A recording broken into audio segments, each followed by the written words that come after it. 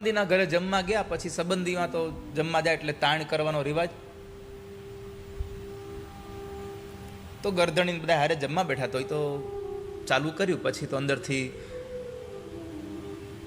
બેન આવ્યા, એમણે આગ્રહ કરીને આપ્યું. એ ભાઈ બાજુમાં બેઠા બેઠા, ના હો હવે તો દ્યો ને દ્યો.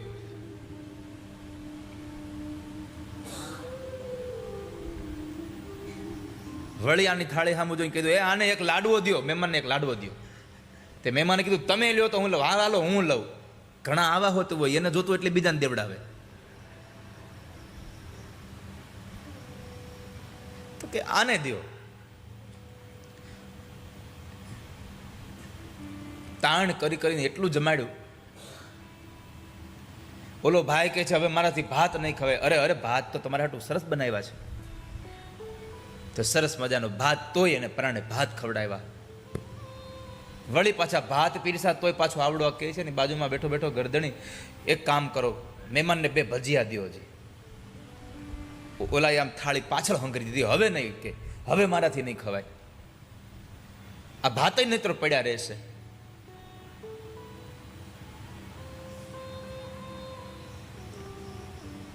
કીધું કાંઈ નહીં, ચાલો ખાઈ લો.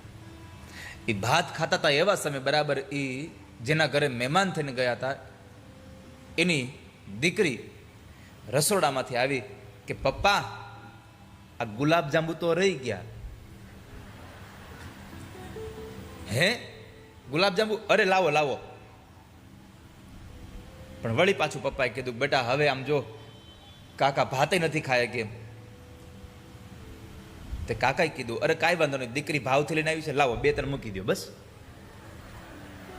જેને ભાત નહોતા હાલે એણે પાછા 3 ગુલાબજાંબુ ખાધા. એટલે ગરદણી પૂછ્યું, તમે હમણાં કહેતા હતા કે હવે ભાતની જગ્યા નથી, પાણીની જગ્યા નથી, અને 3 ગુલાબજાંબુ? તો કે બસમાં ગળદી ગમે એટલી હોય પણ ડ્રાઈવર ને કંડક્ટરની જગ્યા ખાલી જ હોય.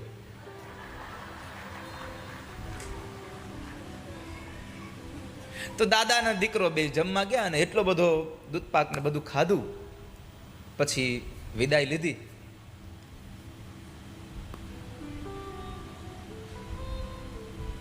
તો બરાબર દાદાએ એના છોકરા એટલે એની ભેગો જે એનો પૌત્ર હતો એને કીધું કે, બેટા ટપુડા, જો તો મારા ચપ્પલ ક્યાં છે? મારાથી હવે વાંકું નહીં વળાય, મારાથી નીચું નહીં જોવાય હવે. તો છોકરો કે, દાદા મારાથી ક્યાં જો એમ છે, હું તો તમારી ચોટી પકડીને હાલ્યો આવું છું. બોલો, એમ તમે બધા એટલા બધા આમ છે કયા કંઠ પર્યંત તમે એટલું બધું જમીન આવ્યા છો, અને કથાઓ તો તમે એટલી બધી સાંભળી છે ને.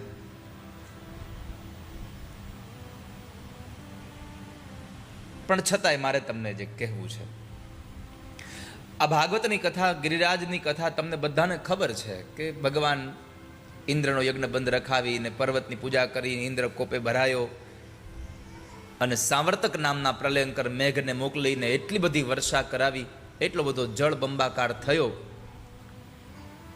કે પૂર આવવાની પરિસ્થિતિ થઈ ગઈ અને લોકો તણાઈ જાય. હવે બસ આટલી જ વાર.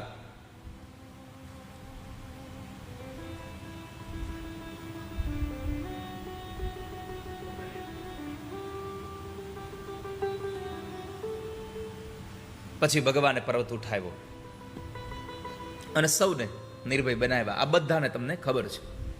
પણ મારે આની અંદરથી જે 2-3 વાતો છે, જે પ્રસાદની, જે તમને તમારા જીવનમાં કોઈક જગ્યાએ તમને આ પ્રસાદ ઉપયોગી બનશે, એ વાત મારે તમને કરવી છે.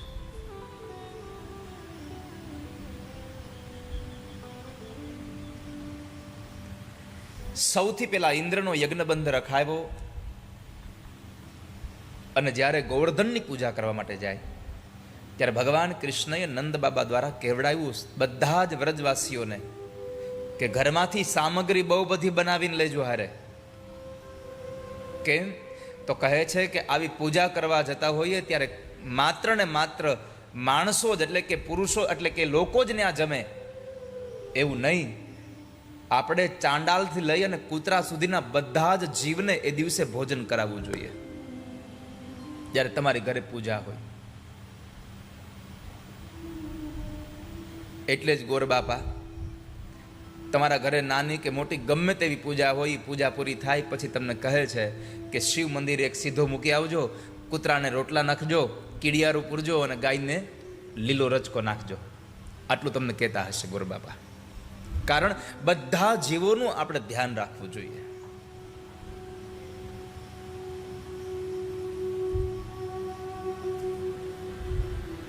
તો પરમાત્માએ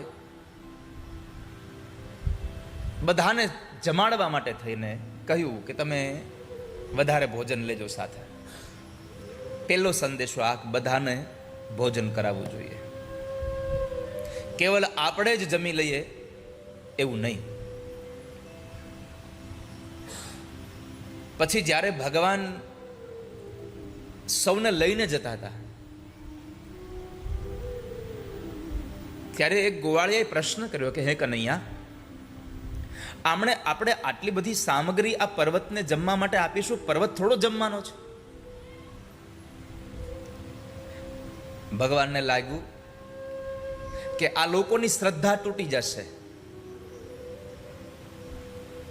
એટલે ભગવાને એક સ્વરૂપમાં પોતે પૂજા કરવા બેઠા અને બીજા સ્વરૂપમાં પોતે પૂજા સ્વીકારવા માટે ઉપર બેઠા અને આ લોકોએ જે પ્રસાદ ભગવાનને અર્પણ કર્યો એ પ્રસાદ પરમાત્માએ ગ્રહણ કર્યો છે. બ્રાહ્મણો જ્યારે અભિષેક કરે, નંદ બાબા જ્યારે ભગવાનને ચંદન કરે છે ત્યારે ભગવાન કૃષ્ણ બોલ્યા છે કે બાબા જરા શીતળતા, અત્યારે ઠંડી વધારે છે એટલે ચંદન ઓછું લગાડજો, મારા ઠાકોરજીને શરદી થઈ જશે. તમને મૂર્તિમાં, ખાલી મૂર્તિ નહીં, ચાહે તમારા ઘરમાં પથ્થરની કે કોઈ ધાતુની મૂર્તિ હોય પણ એ મૂર્તિમાં તમને સ્વયં પરમાત્મા છે આવી ભાવના થશે ત્યારે પરમાત્મા તમારી સેવાનો સ્વીકાર કરશે, નકર સેવા નહીં સ્વીકારે. ઠંડી લાગે તો તમે જેમ ઘરની અંદર બેસીને પણ ગરમ કપડાં પહેરીને બેસી જાઓ છો, એમ જ્યારે જ્યારે આવા શિયાળાનો સમય આવે, ઠંડીનો સમય આવે ત્યારે ઠાકોરજીને પણ ગરમ વસ્ત્રો ધારણ કરાવો, પરમાત્માને પણ ગરમ કપડાં પહેરાવો. જ્યારે ગરમીના દિવસો આવે ત્યારે પરમાત્માને પણ કોટનના આછા કપડાં પહેરાવો. તમે બબ્બે વસ્તુ ચાલુ કરીને હોઈ જાવ, એસીને પંખો, પણ કમસે કમ ભગવાનને પંખો તો આપો. આપણે તો 2-4 દિવસ બહારગામ જવાના હોય તો ઘરના મેઇન ડોર ઉપર તાળું મારીને બધી લાઇટો બાઇટો બધું બંધ કરીને વયા જાય. એટલે આવું તમે જાઓ છો, તમારી અંદર તમે જેને રોજ પૂજા કરો છો એ ઠાકોરજી ઘરમાં બેઠા છે એનું તો કંઈક વિચારતા જાઓ. તમે કોઈ દિવસ છોકરાઓને રૂમમાં બંધ કરીને ગયા કે? તમારા ઘરમાં પરમાત્મા બિરાજે છે, ભગવાનને તમે જેને નિત્ય સવાર સાંજ સેવા પૂજા કરો છો એનો વિચાર કરજો. બાકી નકર તમે જેવું એની હારે કરશો એવું જ તમારી હારે થશે. એકવાર એક પરિવાર ભગવાનને ઘરમાં બંધ કરી અને બધા વ્યા ગયા લગ્ન કરવા. અને પેલા તો લગ્ન 4-5 દિવસના થતા, હવે તો વન ડે આવી ગયું. અને પેલા જેટલું ઈ લાંબુ હાલતું ને, પ્રસંગ જેટલો લાંબો હાલતો એટલું દાંપત્ય લાંબુ હાલતું.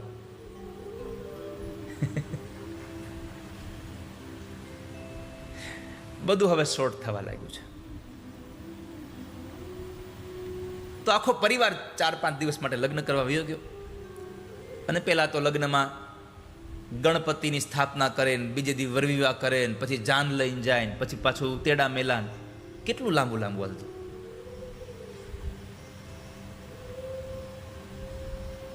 હવે તો ક્યારેક પડોશમાં છોકરો પરણીને વયા ખબર નથી પડતી.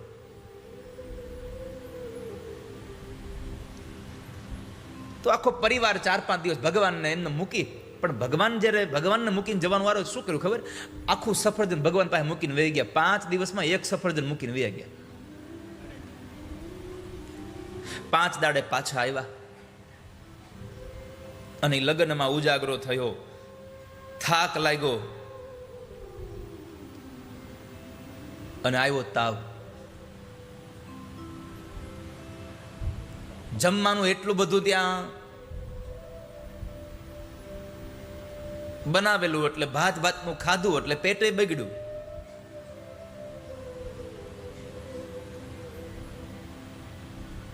ને એમાં ઘરે આવ્યા ને એટલી બધી તબિયત ખરાબ થઈ, ડોક્ટરને બોલાવ્યા. ડોક્ટરે બધું તપાસ કરીને કીધું કે 3-4 દિવસ તમે ઘરની બહાર નીકળતા નહીં અને સફરજન સિવાય બીજું કઈ ખાતા નહીં.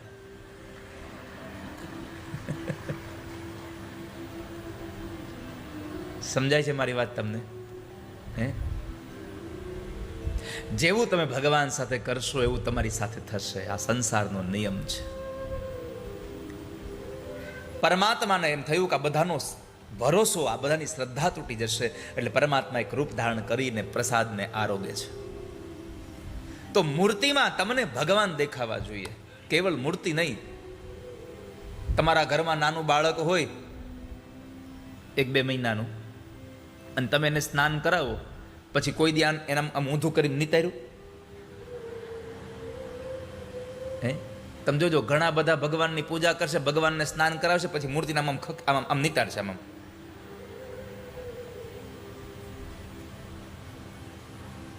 તો પરમાત્મા પ્રગટ નહીં થાય, એમ તો પ્રભુનો અનુભવ નહીં થાય. પરમાત્માના અનુભવ માટે એ મૂર્તિમાં ચૈતન્ય છે, આવી ભાવના તમને જાગે તો પરમાત્મા તમને અનુભવ થાય. એક જણો રોજ ભગવાનની પૂજા કરે, ભગવાન મારું આ કામ કરજો, મારું આ કામ કરજો, કાંઈ કામ થયું નહીં એટલે ભગવાન ઉપર એટલો ગુસ્સે ભરાયો કે કૃષ્ણ ભગવાનની મૂર્તિ મંદિરમાંથી કાઢીને ખૂણામાં નાખી દીધી. પડ્યા રહ્યો, કામ કરવું નથી અહીંયાને. અને ભગવાન રામની મૂર્તિ પધરાવી અને એને બરાબર બીજા દિવસે આમ અગરબત્તી કરી તો ધુમાડો બરાબર આ બાજુ કૃષ્ણ ભગવાન બાજુ ગયો. મૂર્તિ પડી હતી ખૂણામાં નીચે મંદિરની બહાર, એની બાજુ આ ધુમાડો ગયો એટલે આનો મગજ ગયો કે એક તો કામ કરવું નથી ને આ સુગંધી આ ધૂપ અમારો તમારે સુગંધ લઈ જાવી છે. તે ભગવાન કૃષ્ણની મૂર્તિમાં પૂંભડા ભરાયા, ભગવાન પ્રગટ થઈ ગયા. નાકમાં રૂ ભરાયું, પ્રભુ પ્રગટ થયા. એટલે ઓલો કહે છે કે એલા મંદિરમાં બેહાડીને પૂજા કરી તઈ કોઈ દી પ્રગટ ન થયા, અને આ બાજુમાં બેહાડીને નાકમાં રૂ ભરાયું, તરત બહાર આવ્યા, તો પેલા આવી જવું જોઈએ ને. પણ ભગવાને ત્યારે એ જ કીધું કે જે ભાવ તને અત્યારે થયો એ જો મંદિરમાં હતો ત્યારે થયો હોત તો તારા કામ થઈ ગયા હોત. તને એવું લાગ્યું કે આ મૂર્તિ નથી, આમાં કંઈક ચૈતન્ય છે અને મારી આ સુગંધ લઈ જાય મફતની, એટલે તે મારી નાકમાં રૂના પૂંભડા ભરાવ્યા. આ ભાવ જ્યારે તમને મૂર્તિમાં પ્રગટ થાય ત્યારે પરમાત્માનો અનુભવ થાય. વાલા ભક્તોજનો, ઈશ્વર તો સર્વત્ર છે જ, બસ આપણને દેખાતો નથી, આપણને અનુભવાતો નથી. આપણને એનો અહેસાસ નથી થતો.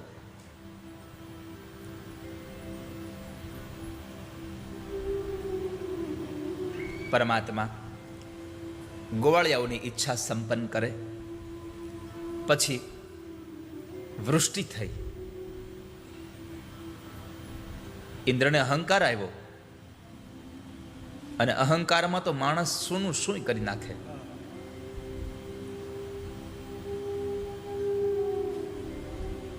ઘણા બધાના કામમાં અહંકાર દેખાય, ઘણા બધાની વાણીમાં અહંકાર દેખાય. તમને આમ તમને કહું નહીં તોય તમે આમ ફીલ કરી શકો. કોઈ માણસ આમ બોલતો હોય ને તો આપણને થાય કે આ પોતે જાણે છે એવું આપણને બતાવી રહ્યો છે કંઈ.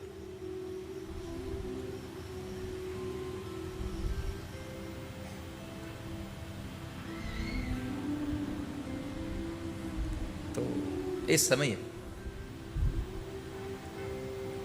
સૌ લોકો ભગવાન કૃષ્ણ પાસે આવ્યા અને પરમાત્માને કહ્યું, કનૈયા હવે જો કોણ બચાવશે? હમણાં બધા તણાઈ જશું. ભગવાને બોલ્યા છે, ચિંતા ન કરશો, મારો ગોવર્ધનનાથ આપણી સૌની રક્ષા કરશે, ચિંતા ન કરશો.